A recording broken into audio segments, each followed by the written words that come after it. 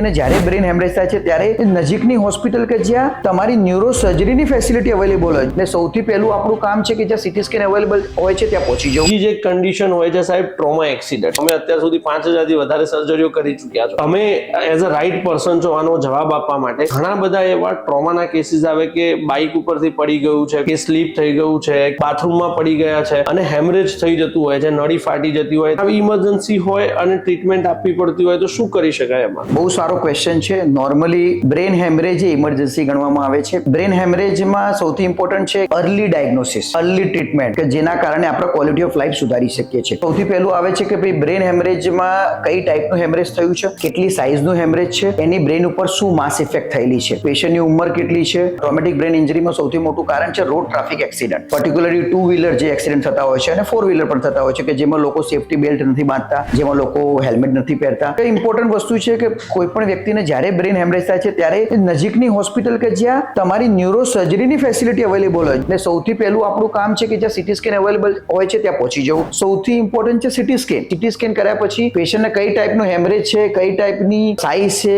કેટલી માસ ઇફેક્ટ છે અને પેશન્ટની ન્યુરોલોજી શું છે એના ઉપર પેશન્ટનું મેનેજમેન્ટ નક્કી કરવામાં આવે છે.